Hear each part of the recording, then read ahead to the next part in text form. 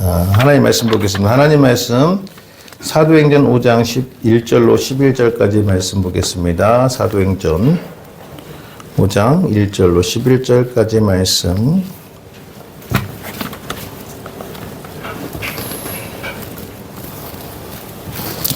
찾으셨으면 합독하겠습니다. 사도행전 5장 1절로 11절까지 말씀 우리 같이 보겠습니다. 아나니아라 하는 사람이 그의 아나 삽비라와 더불어 소유를 팔아 값에서 얼마를 감추매 그 아내도 알더라. 얼마만 가져다가 사도들의 발 앞에 두니 베드로가 이르되 아나니아야 어찌하여 사단이 내 마음에 가득하여 내가 성령을 속이고 땅값 얼마를 감추었느냐.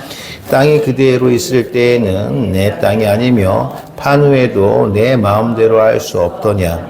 어찌하여 이 일을 내 마음에 두었느냐. 사람에게 거짓말한 것이 아니요 하나님께로다. 아나니아가 이 말을 듣고 엎드려져 떠나니 이 일을 듣는 사람이 다 크게 두려워하더라. 젊은 사람들이 일어나 시신을 싸고 메고 나가 장사하니라. 3시간쯤 지나 그의 아내가 그 일어난 일을 알지 못하고 들어오니 베드로가 이르되 그 땅 판값이 이것뿐이냐 내게 말하라 하니 이르되 예 이것뿐이라 하더라. 베드로가 이르되 너희가 어찌 함께 꾀하여 주의 영을 시험하려 하느냐. 보라 내 남편을 장사하고 돌아오는 사람들의 발이 문 앞에 이르렀으니 또 너를 메어 나가리라 하니 곧 그가 베드로의 발 앞에 엎드러져 혼인 떠나는지라. 젊은 사람들이 들어와 죽은 것을 보고 메어다가 그의 남편 곁에 장사하니 온 교회와 이 일을 듣는 사람들이 다 크게 두려워하니라. 아멘. 제가 다른 교회에서 설교 2시간 했다고 하니까 우리 교회에서 지금 오늘 설교 2시간 하려고 하시나 보다라고 생각하시는 것 같아요. 아니에요. 그렇진 않고요. 우리가 계속 이제 교회론 계속 살폈어요. 여러분, 우리가, 교회, 참, 하나님께서, 지난주에 우리가 야외 예배를 마치고 너무 정말 즐거운 한때를 보냈잖아요. 그쵸? 그리고, 그렇게 하고 전부 다 즐겁고, 또 이제 다음에 또 우리가 이런, 또 행사를 준비하려고 하는데, 하나님께서 기가 막히게 타이밍으로 맞춰 가신다라는 생각이 들어요. 왜냐면, 제가 이제 교회론 쫙 설교를 하다가, 이제 4장에까지 딱 와서 교회가 생겨나면서, 정말 교회가 막 번성하고, 하나님의 은혜가 가득하고, 생기가 돌고, 이런 교회를 딱 이제 하시고, 우리가 야외 예배를 딱 가게 하셨거든요. 그래서 거기 정말 우리 진짜 초대교회처럼 너무너무 즐겁고, 서로가 나누고, 그쵸. 근데 희한한 게 하나가 안 되더라고. 뭐냐면, 내 것이라고 하는 것이 없는데, 다 내 것처럼 하려고 하는, 다 이기려고 하고. 좋습니다, 좋습니다. 제가, 그래도 좋은 거예요, 여러분. 왜? 그것이 다 우리한테 은혜니까. 근데, 그걸 딱 끝나니까, 오늘부터 이제 5장 말씀을 딱 들어가는데, 5장부터는 뭐가 나오면, 교회의 위기. 교회의 위기가 이제 나타나게 돼요. 여러분, 교회가 번성하고, 성장하고, 또 부흥하는 교회는요, 어려움이 없는 게 아니에요. 분명한 것은 그런 아름다운 교회 가운데에서도 어려움들이 생겨나게 돼요. 위기가 생겨나게 된다는 말씀이죠. 그러면 여러분, 초대교회는 그 위기들을 처음 맞닥뜨리기 때문에 잘 이겨내지 못하고 참 힘들었어요. 그러나 하나님께서 초대교회의 위기의 모습을 성경에 이렇게 우리에게 알려주시면서 우리에게는 그 위기를 대비할 수 있는 믿음을 우리에게 말씀하시더라라는 말씀이에요. 그래서 우리가 우리 교회에 이런 위기가 찾아올 거야 라는 말씀을 드리는 것이 아니라 우리 교회도 이런 위기가 찾아온다 한다면 우리는 그 위기를 어떻게 이겨나갈 것인가 라는 것들을 또 준비하게 하신다는 말씀이죠. 그래서 오늘은 위기의 믿음. 그럼 그 위기가 왜 찾아오느냐? 왜 찾아오느냐? 그 위기의 믿음에 대해서 오늘 말씀을 나누려고 합니다. 그래서 오늘 5장 아나니와 삽비라의 이야기. 많은 분들이 이 이야기 본문을 들으면 참 오해하시는 분들이 많아요. 뭐 전 재산 다 가져오라는 거냐? 뭐 이렇게 오해하시는 분들이 있는데 그런 건 아니고요. 오늘 말씀을 통해 우리에게 위기의 믿음을 어떻게 극복할 것인가? 위기의 믿음은 저도 그렇고 여러분들에게 다 올 수 있습니다. 그것은 사람이면 다 오게 돼 있어요. 왜냐하면 위기의 믿음은 왜 시작되냐면 사단이 우리를 흔들기 때문에 그렇거든요. 오늘 본문의 말씀을 보게 되면 그렇죠? 베드로 3절 말씀에 보게 되면 베드로가 이르되 아나니야 어찌하여 사단이 네 마음에 가득하였느냐라는 말씀이에요. 그러니까 우리 마음속에 사단이 가득했다는 것은 내가 사단을 모시고 산다는 것이 아니라 사단의 생각들이 우리에게 들어와서 우리가 그 사단의 생각대로 향해 가면 우리 믿음 위기에 봉착하게 된다는 말씀이에요. 자, 그래서 사단은 우리가 사실은 경멸하고 막아서야 되는 것입니다. 자, 그러면 그 사단이 주는 마음이 뭐냐면 첫 번째는요, 비교하는 마음입니다. 비교하는 마음. 오늘 1절 말씀은 이렇게 시작이 됩니다. 아나니아라 하는 사람이 그의 아내 삽비라와 더불어 소유를 팔아 그 값에서 얼마를 감춤해 그 아내도 알더라 얼마만 가져다가 사도들의 발 앞에 두니 사건의 시작은 여기서부터 발단이 됩니다. 아나니아라 하는 사람이 자기의 모든 소유를 다 팔아가지고 교회에 이제 사도들의 발 앞에 놓습니다. 초대교회가 그렇지 않습니까? 모든 성도들이 큰 은혜를 받으면 오늘 이전의 말씀, 우리 지지난주의 말씀을 보게 되면 성도들이 사도들의 말씀에 큰 은혜를 받아요. 큰 은혜를 받아요. 그래서 그들이 자기의 것을 하지 않고 자기의 것을 사도들의 발 앞에 놓고 모든 것을 다 통용하여 사용했다라는 건 초대교회의 모습이에요. 여러분 여기 우리가 핵심적으로 빠지면 안 되는 것이 뭐냐면 내가 내 것을 내 것이라 인정하지 않는 것, 내가 사도들의 모든 내 소유를 다 파는 것, 또 내가 다른 사람들과 소유를 나눌 수 있는 것, 어디서부터 시작된다고요? 사도들의 말씀에 큰 은혜를 받을 때에 되는 거예요. 여러분들이 마음이 착해 해서 내가 부자여서 내가 무소유 그 믿음을 가지고 있기 때문에 그것이 아니라 하나님의 은혜를 받고 사도들의 말씀에 은혜를 받은 자들은 그렇게 살 수 있는 거예요. 그런데 여기에 그래서 그 결과적으로 보게 되는 구브로라고 하는 구브로 사람 요셉이라는 사람이 바나바래요. 별명이 위로의 아들. 바나바라는 사람이 자기가 가진 모든 소유를 사도들의 발 앞에 내어놨어요. 여러분 여기에 말씀 들으면 사람들이 뭐 칭송한 것도 아니고 그를 존경한 것도 아니에요. 왜? 모든 사람이 다 그렇게 했기 때문에. 다른 사람들이 다 그래서 신앙적으로 그렇게 교회에서 그렇게 자신의 믿음을 살아가는데 그때의 아나니와 삽비라는 사람이 좀 은혜를 덜 받았던 것 같아요.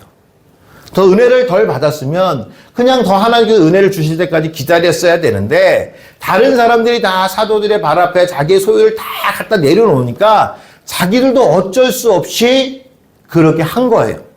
그러다 보니까 이분들이 은혜를 좀 덜 받았는지 모르겠지만 자기들 것이라 생각할 수 있는 약간의 것을 숨겨놓았단 말씀이에요.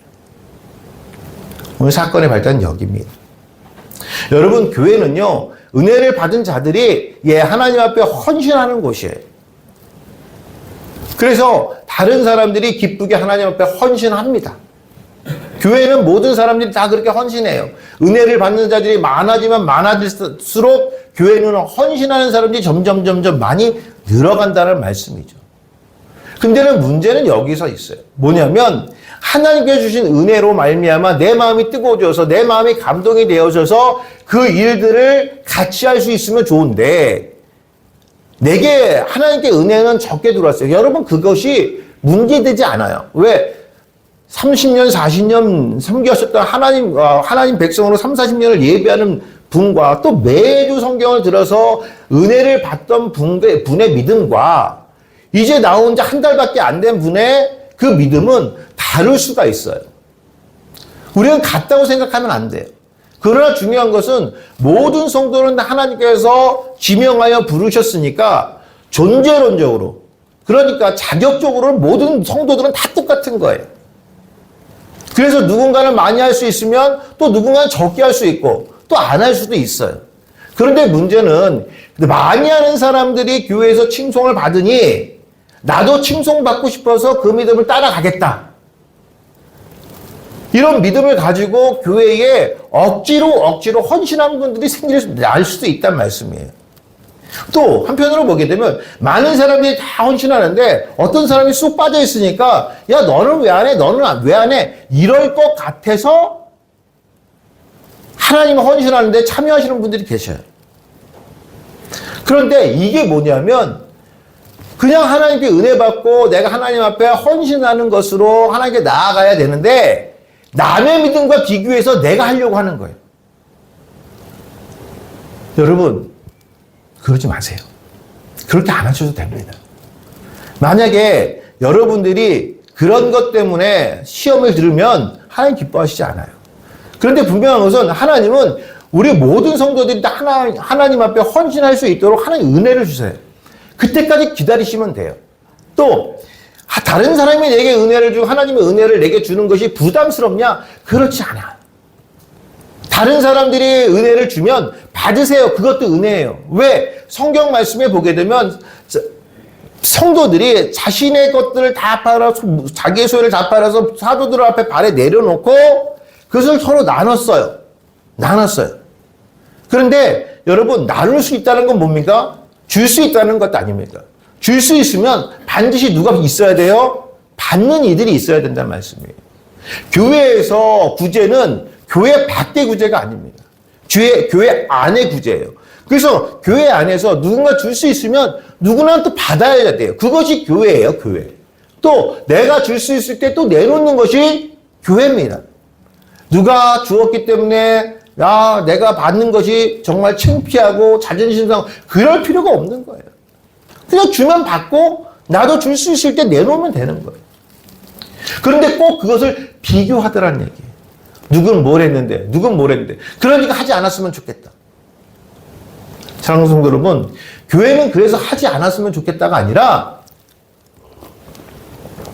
그럴수록 더 해야 돼요. 왜요? 교회는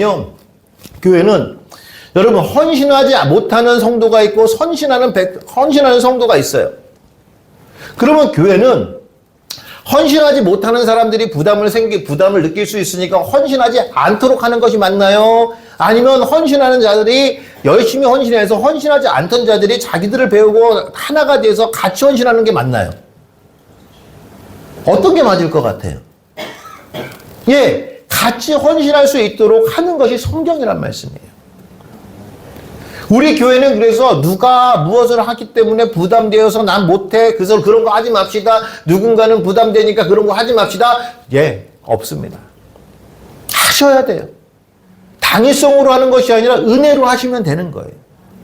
그래서 누군가는 베푸는 사람들이 있고 누군가는 받는 사람들이 있으면 그것이 받았다고 해서 창피한 일이 아니었고 베푼다고 해가지고 자랑할 거리가 안 된단 말씀이에요. 여러분 교회는 그래서 비교의 대상이 아니라는 거예요. 여러분 믿음 한 분 한 분이 비교의 대상이 아니란 말씀이에요. 이번에 제가 전라도 광주 지역에 참 어려운 교회 목사님들에게 교육을 하기 위해서 이제 한 주간 전라도 광주로 갔습니다. 근데요, 참 제가 안타까운 게 있어요. 거기 보면 다 시골교회 목사님들인데 시골교회 그 상황들 알죠. 다들 어르신들이 있고 이제 어떤 목사님이 그러더라고요. 우리가 해야 할 사역은 하나밖에 없습니다. 뭐냐고 장례 치르는 것밖에 없다는 거예요. 너무너무 가슴이 아픈 거예요.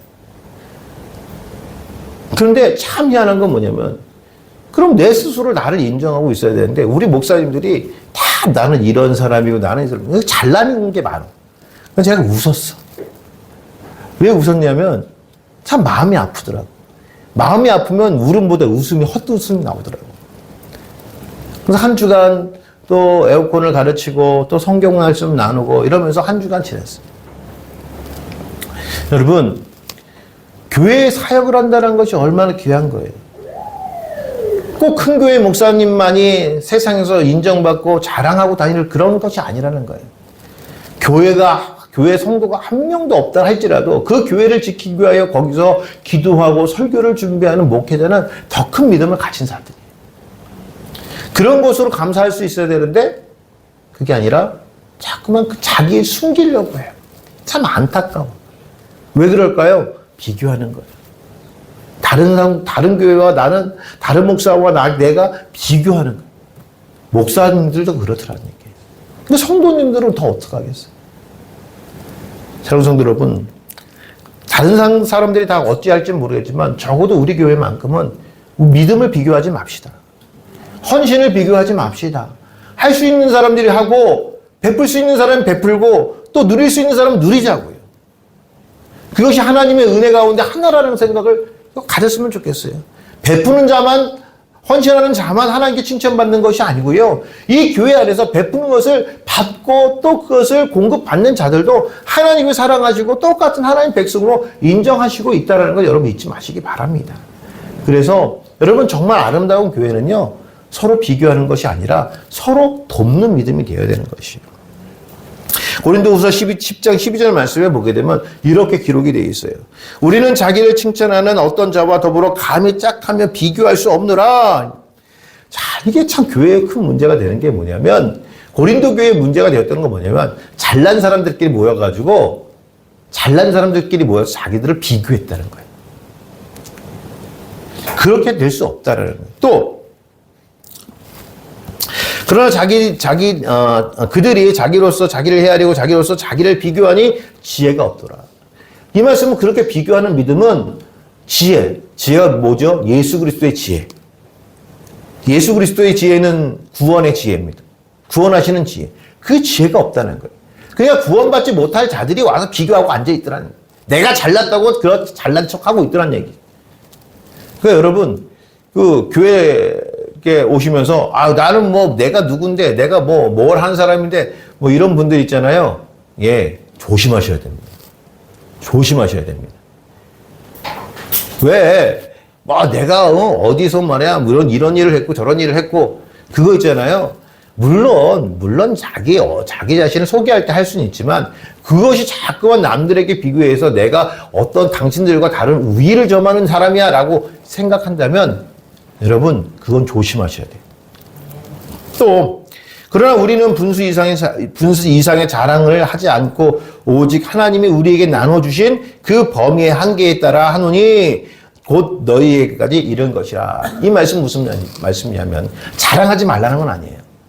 그것이 근데 도를 넘어서면 하지 말라는 거예요. 여러분, 그럴 수 있어요. 우리 교회에 어떤 분이 오셔서 내가 이런 것 좀 했던 사람이 담임 목사한테 인정받게 하는, 내가 사역을 하고 싶은데 내가 전문적인 사역을 이런 방법으로 사용을 할 수 있습니다. 그건 하셔야죠. 그것을 얘기하는 거예요. 근데 도를 넘지 말라는 거예요. 거기서. 교회의 도를 넘지 말아라. 사랑하는 성도 여러분, 믿음을 비교하는 건 아닙니다. 다른 사람과 내 믿음을 비교하고 내가 그 사람과 비교해서 비교를 당하는 것 같고, 교회는 그런 곳이 아니란 말씀이죠. 내가 가진 것 모두를 다 하나님께 드릴 수 있는 믿음. 그래서 그것으로 하나님의 교회, 하나님의 아름다운 교회를 세워가는 그것으로 충만하면 되는 것이지, 그 이상은 아니라는 말씀이죠. 그래서 성경은 성도의 연합을 귀하게 여겨요. 우리가 이 교회론 처음에 우리가 시편 133편 말씀을 봤지만 133편은 이렇게 이야기합니다. 보라, 형제가 연합하여 동거하며 어찌 그리 선하고 아름다운고, 머리에 있는 보배로운 기름이 수염 곧 아론의 수염에 흘러서 그의 옷깃까지 내림 같고, 헐몬의 이슬이 시온의 산들에 내림 같도다. 거기서 여호와께서 복을 하셨나니 곧 영생이로다.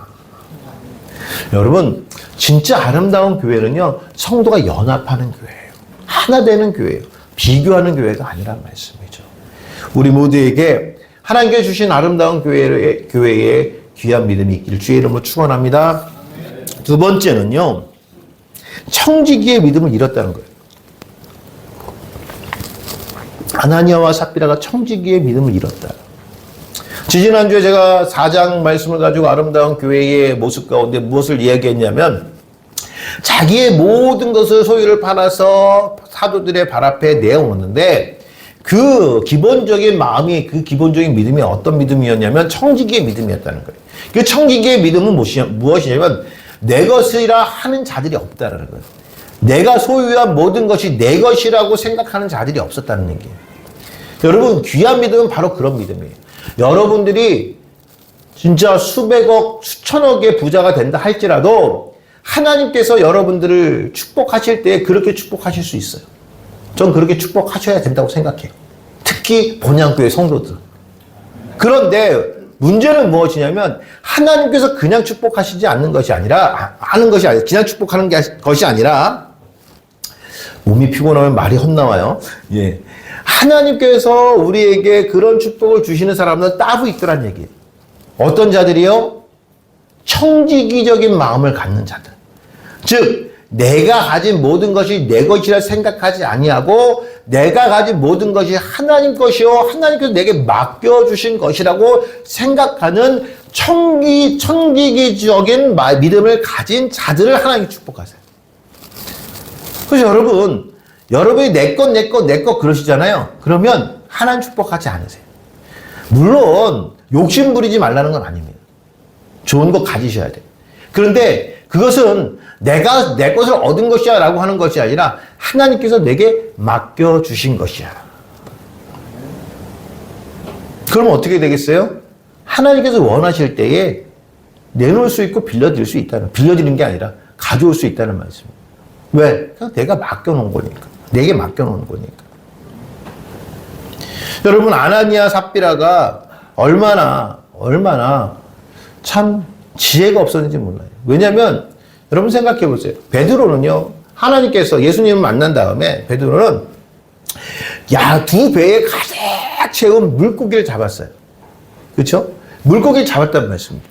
근데 우리 주님께서 너는 나를 따라오느라 내가 너를 사람 낚는 어부가 되게 하겠다. 너희가 사람을 취하리라 라고 했는데 자기의 모든 것을 다 버리고 따랐대요. 여러분 생각해보세요. 베드로는 평생 물고기를 잡았던 사람이고 평생 물고기를 팔아서 살았던 사람이에요. 2배에 가득 채울 수 있는 물고기를 잡으면 그 물고기의 가치가 얼마가 되는지 그는 알았던 사람이에요. 야, 이거 하나 가지면 우리 식구가 한 달은 먹고 살겠다. 그만큼 많은 것을 얻은 사람이에요. 예수님이 근데 야, 나를 따라오느라 내가 너를 사람을 취하게 하겠다. 사람 낚는 어부가 하겠다라고 하니까 그 성경 말씀에 보니까 모든 것을 버려두고 따랐대요. 왜 버릴 수가 있었을까요? 왜? 베드로는 그 사건을 통해 예수님께서 하나님의 아들이라는 것을 인지를 했을 겁니다. 세상을 말씀으로 창조하신 하나님의 능력이 그분에게 있었다고 생각했을 거예요. 그러니까 지금 내가 그것을 취하지 않는다 할지라도 이분을 따라가면 언제든 이거 이상의 것을 더 취할 수 있겠구나. 그 믿음이 생겼을 거예요. 여러분, 그러니까 물고기를 가지고 팔아서 가정의 생활을 위해서 사용되었던 사람이 예수님을 따르고 그와 함께 하니까 어떻게 돼요? 세상의 모든 사람들의 구원에 쓰임받는 큰 인물이 되더라는 말씀이죠. 사랑하는 성도 여러분, 우리는 여기서 그 핵심을 놓치면 안 돼요. 하나님께서 우리에게 모든 맡겨주신 것은 내가 지키고 내가 관리하고 내가 하나님 것으로 지키는 것이 내 믿음 속에 있어야 하는데 이것이 내 것이라고 생각하고 내가 번 거야, 내가 일하면서 번 거야 라는 생각을 하게 되어지면 청지기적인 삶을 잃어버리게 되더라는 말씀이에요. 오늘 아나니와 삽비라는 왜 자기들 것을 숨겼냐면요. 여러분 생각해 보세요. 초대 교회 성도들이 서로가 서로를 격려하고 서로가 서로를 사랑하는 그런 교회였는데 그러면 아나니아와 삽비라의 재산을 몰랐을까요? 알았을 거예요.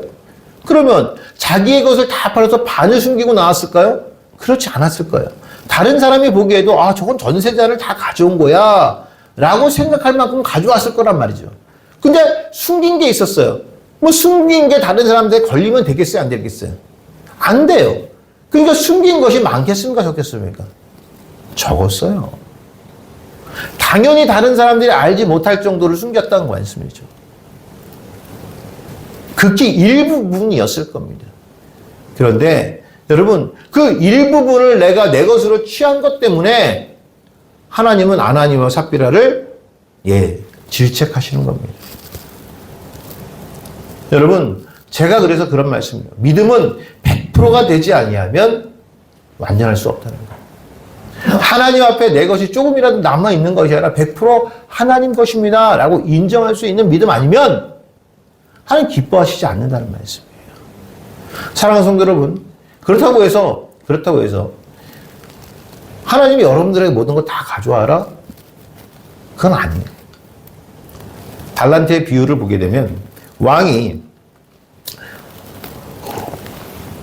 멀리 여행을 간다고 합니다. 멀리 여행을 가는데 종들을 불러놓고 이제 그 달란트에 따라서, 그 재능에 따라서, 재능이 탤런트잖아요. 탤런트가 달란트입니다. 그죠? 재능에 따라서 하나님께서 맡겨주세요. 누구에게는 5달란트, 누구에게는 2달란트, 누구에게는 1달란트를 맡겨주세요. 근데 5달란트 받은 자들이 열심히 살아서 몇 달란트를 남겼다고요? 5달란트 또 남겼어요. 2달란트 가진 자도 마찬가지로 열심히 장사해서 2달란트를 남겼어요. 근데 여기요, 주인이 돌아왔을 때 그것을 계수할 때 보게 되면 5달란트 남긴 자가 나와서 그래요. 보소서, 당신이 내게 5달란트를 맡겨주셨는데 내가 여기 5달란트를 더 남겨서 10달란트를 가져왔습니다. 그러면서 주인한테 줄 때 당신이 주신 5달란트 여기 있고요. 이건 5개 남겼으니까 5개는 제 겁니다. 라고 했나요? 그렇게 하지 않았어요. 어떻게 했죠? 얘 10달란트를 모두 다 주인 앞에 내놓고 보소서, 당신의 것이 여기 있나이다. 내려놨단 말씀입니다. 그러면 주인이 그래? 잘했다. 이거 내가 가질게 다시. 이렇게 했나요? 아니요. 1달란트 받은 자의 비밀을 보게 됩니다. 2달란트 받은 자도 마찬가지로 그랬어요. 똑같았어요. 5달란트 가진 자와 1달란트 가진 자는 가서 이거 잃어버리면 안 되겠다 싶어가지고 어떻게 했어요? 숨겨놨어. 그걸 가져왔어. 여러분 여기 보세요. 5달란트를 가지고 장사한 사람이 5달란트를 남겼어요. 그때 주인한테 10달란트를 내면서 뭐라고 얘기냐면 보소서, 당신의 것이 여기 있나이다 라고 했어요. 이게 청지기의 삶이라는 거예요. 뭐죠? 내 삶 자체가 당신을 위해서 일했습니다. 내가 장사한 것도 당신을 위해 일했습니다. 라고 한 거예요. 근데 1달란트 가진 자는 숨겨놨단 말씀이죠. 그걸 나중에 찾아왔어요. 여러분 보세요. 달란트를 맡겨놓고 숨기는 그 순간부터 1달란트 받은 자들은 누구 때문에 살았어요? 자기 때문에 살았어요. 자기의 삶을 살았다고요. 그리고 맡겨주신 것 그냥 가져와서 주인한테 되돌려줬다고요. 칭찬받았습니까? 책망받았습니까? 책망받았어요. 달란트의 문제가 아니란 말씀이에요. 달란트를 받은 이후의 삶의 문제가 여기에 걸쳐져 있는 거예요. 그런데 주인이 그것을 1달란트를 받아가지고 뭐라고 했냐면, 야, 네가 그럴 줄 알았으면 가서 다른 사람에게 빚이라도 줘서 이자라도 가져와야 될 거 아니냐. 네가 나를 잘못 알았어. 주인은 그걸 봤다는 게 아니에요. 돈을 남겼느냐, 그것을 다 써버렸느냐, 그걸 보는 게 아니었어요. 그러니까 1달란트를 뺏어서 누구에게 줬어요? 10달란트 가진 자에게 줬다고요. 여러분 생각해 보세요. 그러면 주인이 10달란트 가져왔으면 그거 내 거야 하고 가져가고, 2달란트에서 4달란트 가져왔으면 그거 내 거야 하고 가져가고 그랬냐고요? 그렇지 않았다는 거예요. 그런 청지기의 삶을 사는 자들에겐 그냥 맡겨놓는 거예요. 그냥 맡겨놓는 거예요. 그러면서 말씀한 게 뭐예요? 풍족게 되는 자는 더 풍족히 된다. 여러분 믿음 안에서 풍족히 되면 점점 이게 뭐라고 그래요? 걷잡을 수 없을 만큼 풍족하게 됩니다. 문제는 그것이 누구 것이냐 인정할 수 있는. 여러분 성도의 재물관이 그래서 중요한 거예요. 성도가 내 것이 지금 하나님 것이야, 내가 갖고 있는 것이 하나님 것이야 라고 인정이 되어지면 하나님 더 맡기신다니까요. 그래서 끝나지 않는다니까요. 그래서 하나님은 계속 꾸준히 그거 가지고 훈련시키세요. 우리에게. 그 훈련을 잘 받으시고 정말 내가 청지기의 삶을 살 수 있도록 그렇게 살아갈 수 있도록 내 믿음이 주어진다면 하나님 우리에게 더 큰 일들을 맡기세요. 사랑하는 성도 여러분, 오늘 바로 우리가 취할 믿음이 어떤 믿음이냐면요, 청지기로서의 삶을 살아가는 거예요. 100만 원, 200만 원, 1000만 원, 2000만 원 버는 게 중요한 게 아니에요. 그것이 누구의 것이냐는. 정말 내 안에서 그것이 하나님의 것이라 인정된다면 하나님께서는 우리에게 더 큰 것을 맡겨주시는데, 그것이 인정되지 않는다면 어떻게 돼요? 그럼 걷어가시는 거예요. 우리 주님께서 말씀하셨어요. 어떤 부자가 있는데요, 농사를 줬는데 너무 곡식이 많아. 이 미련한 이 주인이 곡식이 많아지니까 어떻게 돼요? 야, 내가 이제 한겨울 동안 배불리 먹겠다. 근데 이 곡식이 너무 많이 지어서 창고가 모자라는데 내가 어떻게? 내일 내가 창고를 더 지어서 거기다가 더 이렇게 보관해야겠다라고. 그때 우리 하나님께서, 주님께서 하신 말씀이 뭐죠? 이 미련한 놈아, 네 생명을 오늘 내가 걷어간다면 그것이 누구의 것이 되겠느냐. 여러분, 그렇지 않습니까?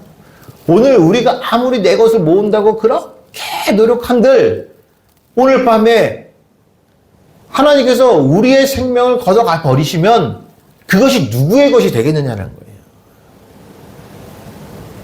여러분, 청지기적인 믿음을 갖는 거예요. 오늘 아나니와 삽비라는 청지기적인 믿음을 잃어버렸어요. 그래서 그는 하나님 앞에 징계를 받는 거예요. 여러분, 내 것이라 생각하지 마십시오. 하나님께서 내게 맡겨주신 것이라 생각하십시오. 저는 이 교회도 마찬가지예요. 제가 이 교회를 개척해서 정말 우리 장로님도 하시고 우리 김태동 집사님, 양광일 집사님 다 하실 거예요. 정말 이거를 짓기 위해서 밤을 새고 정말 없는 것을 가지고 와가지고 만들어내고, 지금도 사실 그렇게 하고 있지만 조금도 내 것이라고 생각하지 않아요. 정말. 이 교회가 조금도 내 것이라고 생각하지 않아요. 사랑하는 성도 여러분, 우리에게 그런 믿음이 있었으면 좋겠어요. 조금이라도 내 것이라 생각하지 아니하고 서로 나눌 수 있는 믿음, 청지기적인 믿음을 우리가 갖기를 원합니다. 또 그런 자만이 또 하나님께서 주신 것을 인정하며 내놓을 수 있는 것이에요. 세 번째는요, 거짓을 말하는 믿음입니다. 위기의 믿음 세 번째는 거짓말하는 믿음. 5장 8절 말씀에 보게 되면 베드로가 이르되 그 땅 판값이 이것뿐이냐 내게 말하라 하니 이르되 예 이것뿐이라. 뭐 했어요? 거짓말했어요. 아나니아 삽비라의 거짓된 믿음이에요. 여러분, 사단의 본질이 뭔지 아십니까? 거짓말하는 겁니다. 여러분들이 생각하실 때 그 거짓말이 하나님을 위해서 거짓말하는 건지 나를 위해서 거짓말하는 건지 보셔야 돼요. 여러분, 하나님을 위해서 거짓말할 수도 있습니다. 생명을 살리기 위해서 거짓말할 수 있어요. 다윗은 그랬었어요. 다윗은 자기들의 사람들을 살리기 위해서 미친 자 같이 행동할 수도 있었단 말이에요. 여러분, 거짓말을 했느냐 안 했느냐 그것을 얘기하는 것이 아니라 어떤 수준의 거짓말이냐는 거예요. 그 목적이 어디 있는 거짓말이라는 거예요. 왜 그런 거 있잖아요. 어떤 분들이 사실 찬양 같은 걸 하는데 난 찬양 한 번도 안 해봤어. 앞에 해봐서. 근데 이분들 같이 찬양하자고 했는데 찬양을 못하는데 난 한 번도 안 해봐서. 그때 나도 마찬가지야. 나도 한 번도 안 해봤어. 그러니까 앞에서 서서 찬양합시다. 그런 거짓말 할 수 있죠. 왜? 독려하기 위함이잖아요. 그렇죠? 여러분, 그런 거짓말 안 하고 살 수 있을까요? 저는 그렇지 않을 것 같아요. 그런데 정말로 사단이 준 거짓말은요, 나 스스로를 숨기는 거짓말들이 있어요. 다른 사람들이 드러내기 위해서 하는 거짓말들이 있어요. 다른 사람들이 인정받으려고 하는 거짓말들이 있어요. 그런 거짓말들은요, 하나님 기뻐하지 않는다는 말씀입니다. 오늘 여기 말씀해 보게 되면 아나니아 삽비라가 주의 종에게 묻습니다. 주의 종이 묻습니다. 네가 정말 가져온 건 이게 다냐? 베드로가 봤을까요? 못 봤을까요? 숨겨놓은 걸 못 봤어요. 근데 참 희한한 건 뭐냐면 하나님이 이런 것도 주의 종을 통하여 일하게 하시는 겁니다. 그러니까 주의 종 앞에서 뭐라고 얘기하냐면 여기 이것이 다라고 얘기했어요. 거짓말이었어요. 그때 뭐라고요? 성령을 속였다 얘기해요. 주의 영을 속였다.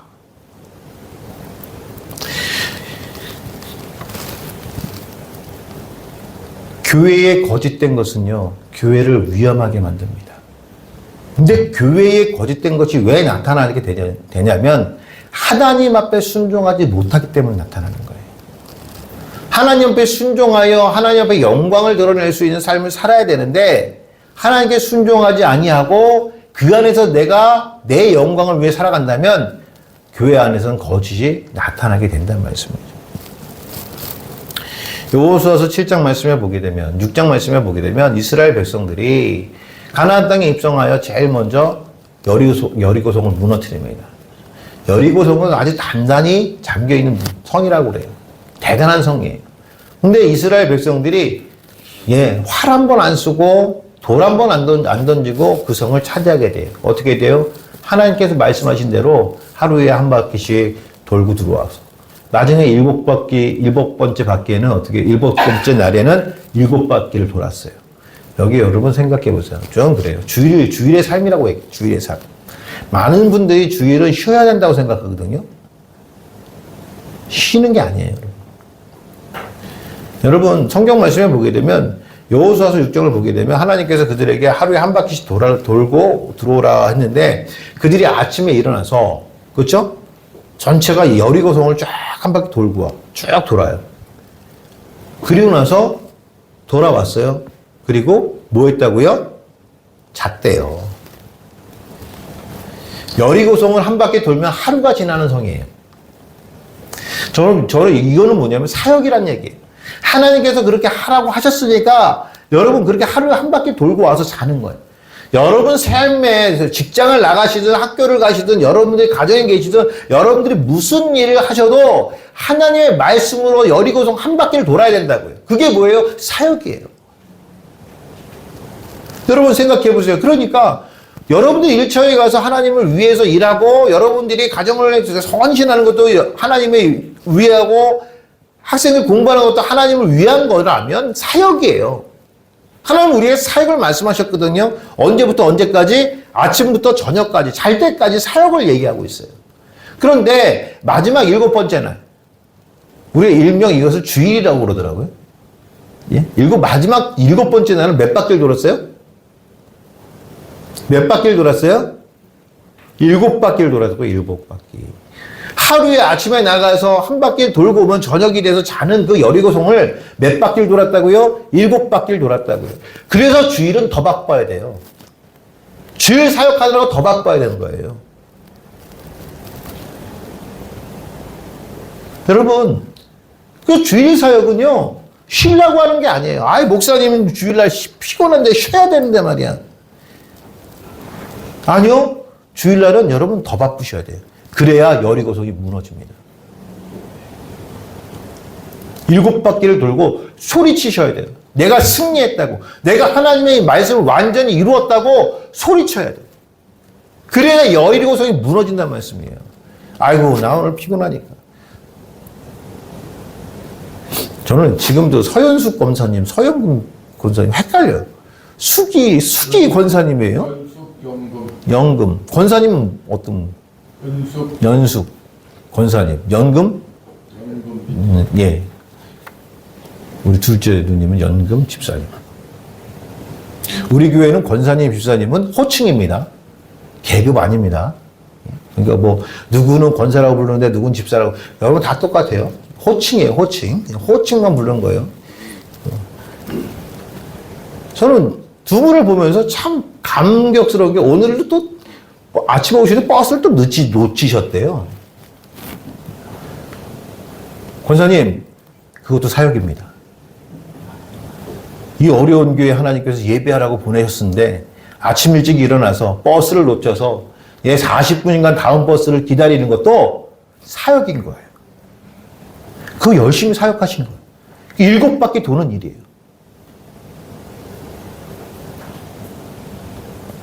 이종욱 권사님 오늘 가족 모임 있어서 일찍 가셔야 된다. 근데 이종욱 권사님 예배 드리고 가시겠다는 거예요. 사역이에요. 열심히 7바퀴 도는 사역이란 말씀이에요. 사랑하는 성도 여러분, 성도는 사역하는 거예요. 자, 그런데 그런 사역을 통해서 여리고성이 무너졌어요. 승리했죠. 승리했어요. 그냥 보기에는. 그런데 이 전쟁은 패배한 전쟁입니다. 왠지 아세요? 이때에 이 승리의 가운데 누가 있었냐면 아간이라는 사람이 있어요. 아간. 그 사람이 뭘 했냐면 하나님께서 여리고성을 모두 첫 번째 전쟁이니까 모든 걸 다 없애라고 하나님께 다 바치라고 했거든요. 근데 거기 갔더니 신할의 외투한벌이 있었던 거예요. 신할이라는 것은, 신할은 세상이에요. 세상에서 사람들이 귀하게 생각했던 외투한벌이 있었던 거예요. 그거를 갖고 싶어가지고 숨겼어. 세상 것을 숨겼단 말씀이에요. 그 다음에 이제 보이는 아이성이라는 성이 있어요. 보니까 이 여리고에 한 30분의 1밖에 안 돼요. 아, 여기는 뭐 전체 가지 말고 한 3,000명만 가면 되겠다 해가지고 이스라엘 백성들이 가가지고 3,000명 가가지고 전명을 하려고 나갔다가 어떻게 됐어요? 대패하고 들어온 거예요. 대패하고. 깨지고 들어온 거예요.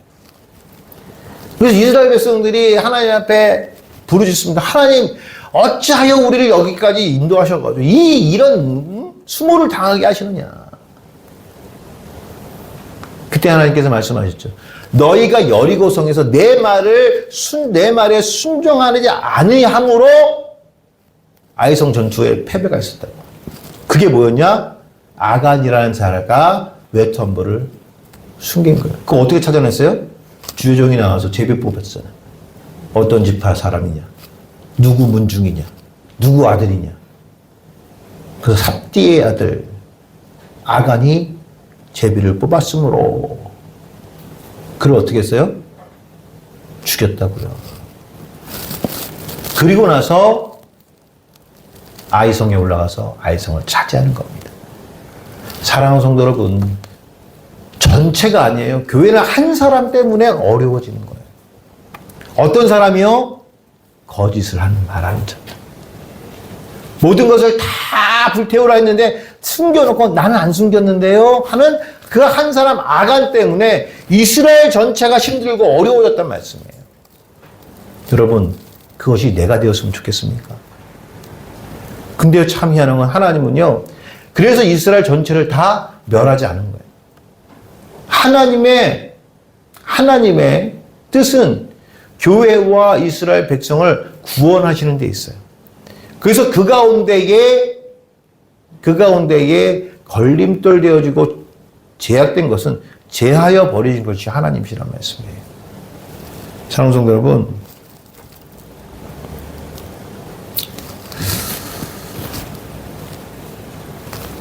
우리 교회 안에 거짓이 없었으면 좋겠습니다. 서로가 서로에게 거짓이 없었으면 좋겠습니다. 남에게 인정받기 위해서 거짓말하는 것도 없었으면 좋겠습니다. 다른 사람들을 힘들게 하는 거짓말이 없었으면 좋겠어요. 저는 그것이 아름다운 교회의 모습이라고 생각합니다. 혹여 이러한 일이 생겨난다 한다면 하나님은 분명히 제어하여 버리실 거예요. 도련해 버실 거예요.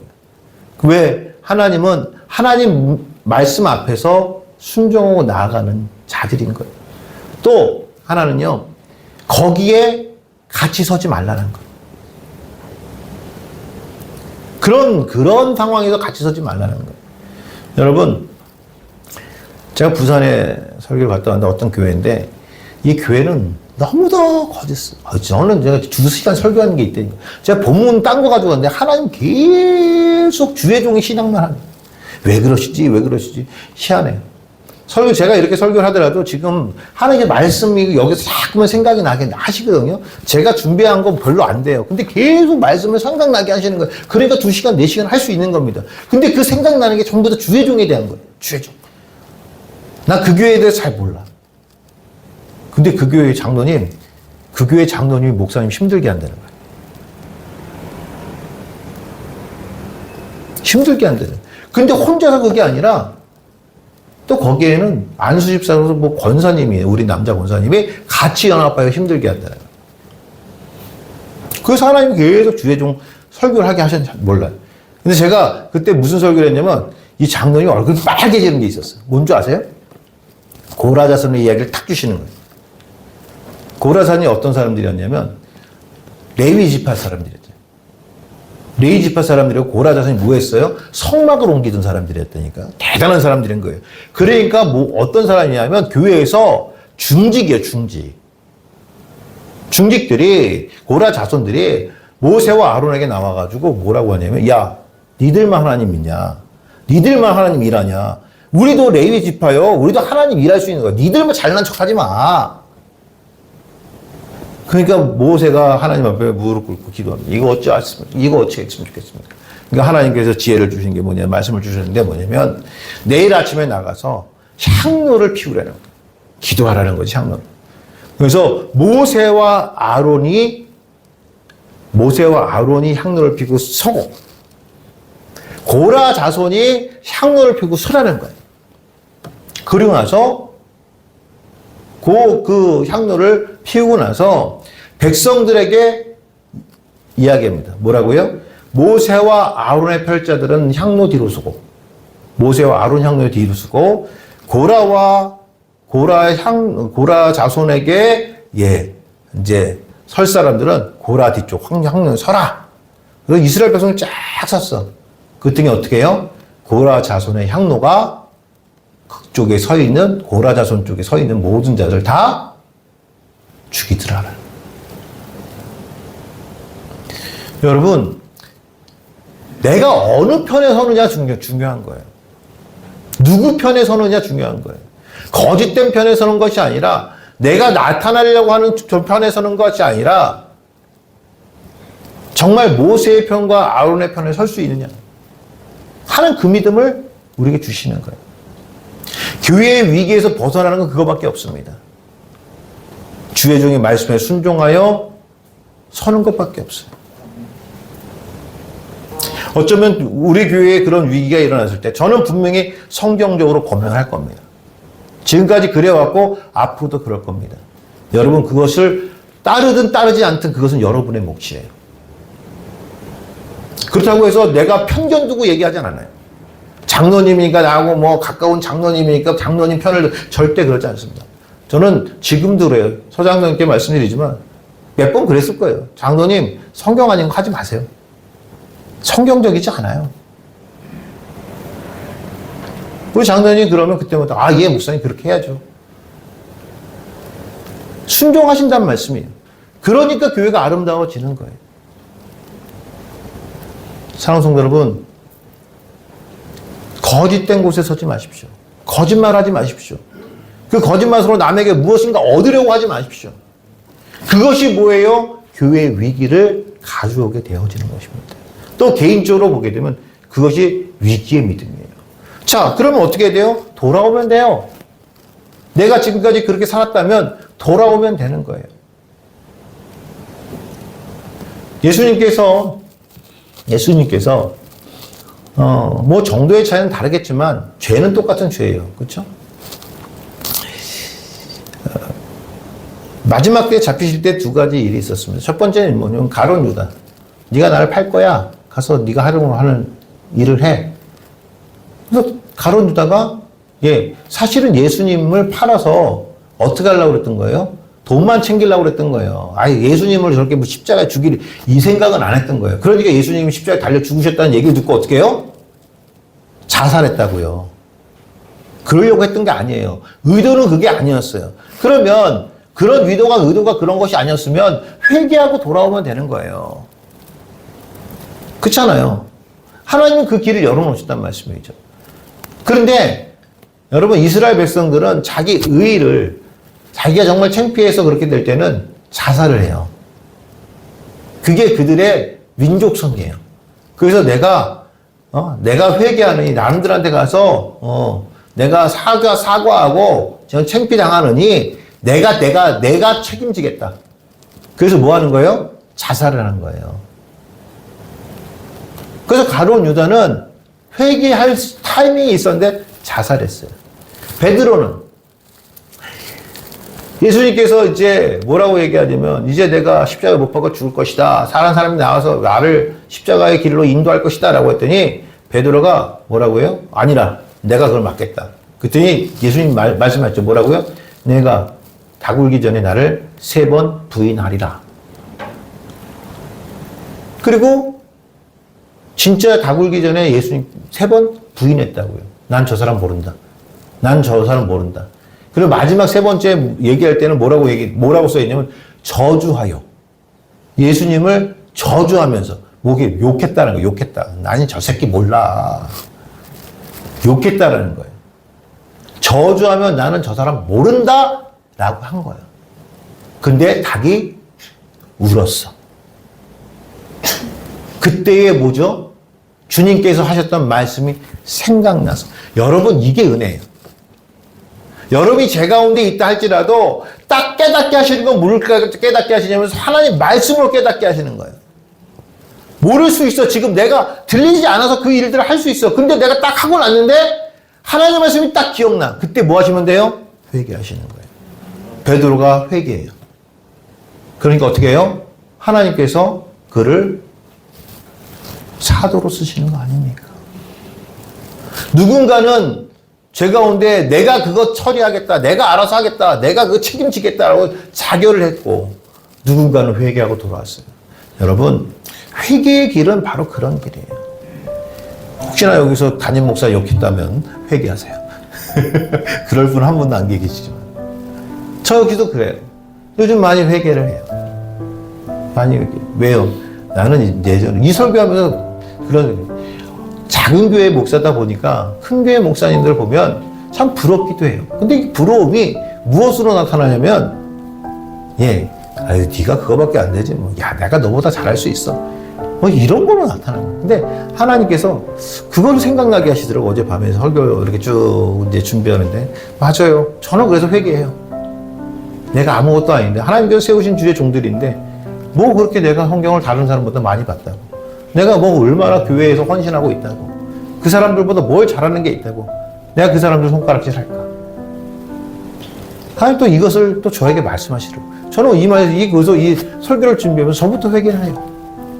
성도 여러분, 되돌리게 하세요. 근데 문제는 되돌리게 하실 때에 되돌리지 못하면 어떻게 한다? 배제되더라. 타이밍이라는 게 있더라. 여러분, 위기의 믿음, 세 번째 거짓을 말하는 믿음입니다. 진실되이 하나님 앞에 내가 무엇인가 진실되이 살아간다면 거짓은 없는 거예요. 또 내가 인정받는 것이 그렇게 중요하다 생각하지 않는다면 오직 내 안에 하나님이 드러나고 하나님께 영광 받으실 그런 믿음을 갖고 있다면 여러분 우리가 다른 사람들에게 거짓을 이야기할 필요가 없다는 말씀이에요. 여러분 아나니아의 삽비라를 통하여 우리가 정말 주님 앞에 진실되이 나가길 주의 이름으로 축원합니다. 거짓 없는 믿음을 가지고 하나님 앞에 나아가는 그래 하나님 앞에 정말 은혜로운 하나님 영광 돌리는 그 거짓된 그런 믿음을 통하여 우리 본향교회가 날마다 은혜로운 교회 되길 주의 이름으로 축원합니다. 기도하시겠습니다.